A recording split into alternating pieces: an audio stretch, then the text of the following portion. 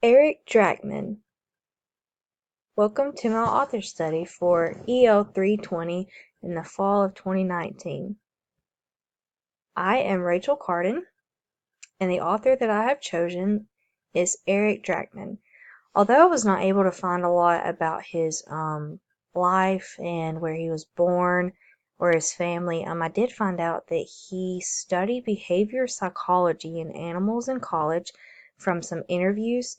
I also listened to some podcasts that he had from interviews. So after he studied behavior psychology in animals in college, he got his master's in acting.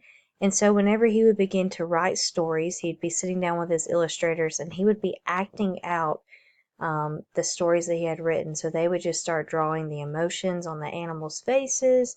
They would just start literally drawing animals with the emotions of him. So that was pretty cool. Just to see how he implemented both his master's degree as well as his undergrad. The cool thing too is that we see that Eric Drachman actually uses a lot of animals in his books, so you will see that too. Some fun facts. Eric Drachman first got into children's books when he needed a holiday present for his niece and nephew. So he began to create books based on already published ones, and he would take tape and make his own books from different books. This was also said in interviews as well as podcasts. And so he began to create books, and then he eventually edited books, and now we see books where there's a complete CD and there's sound effects as well as page turns to help students while they are reading his books. In my own copy that I got of Alice and the Elephant, it came with a CD, and it will tell you when to turn the page, as well as giving the students time to look at pictures. There are sound effects. So in Alice and the Elephant, he's trying to find his voice, which is ultimately his trunk sound. So it's really neat to hear that.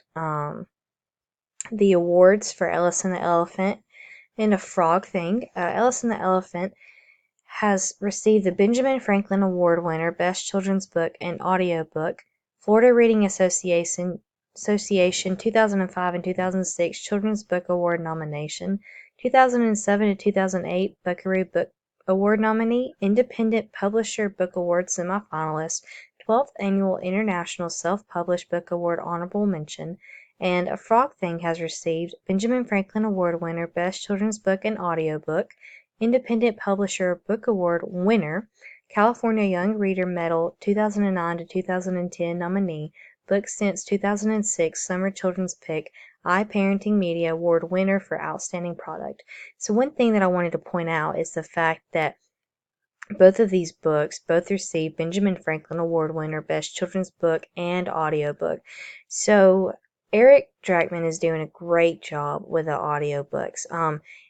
In my own opinion, growing up, it was so much better and so much easier to pay attention if you had your own copy of a book to pay attention whenever it said turn the page, or there were audible cues, or even if there were audible sounds made. If the teacher doesn't read the book to the children, it's great to always have an audible or an audio CD, audiobook, just so that way the children will have someone reading to them, because sometimes the way that they read in their mind does not fully, or they don't fully comprehend, or they may mess up words. So it's always better to hear someone else say the correct words as well as how to read the story.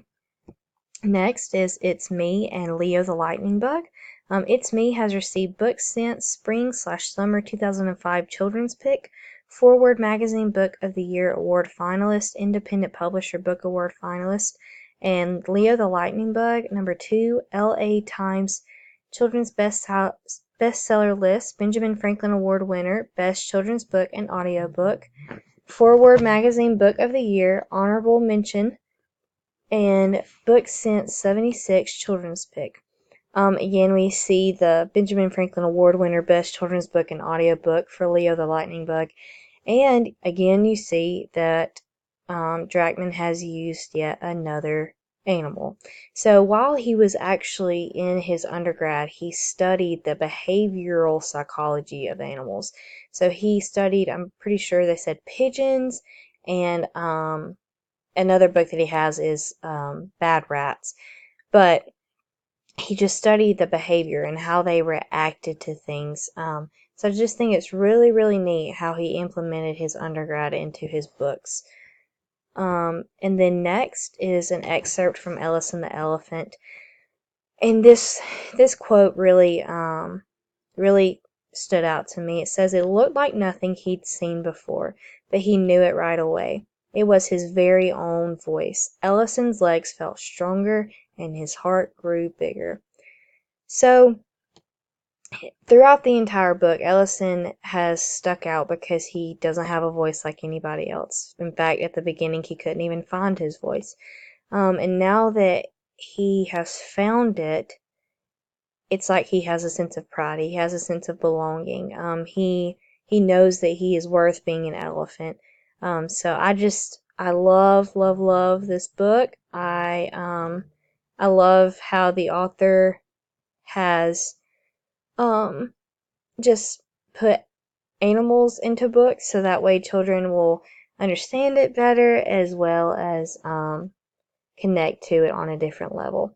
So I hope that you have enjoyed this, and I really, really hope that you go and listen to Eric Drachman's audiobooks or even read some of his own books. Thank you. I hope you've enjoyed it.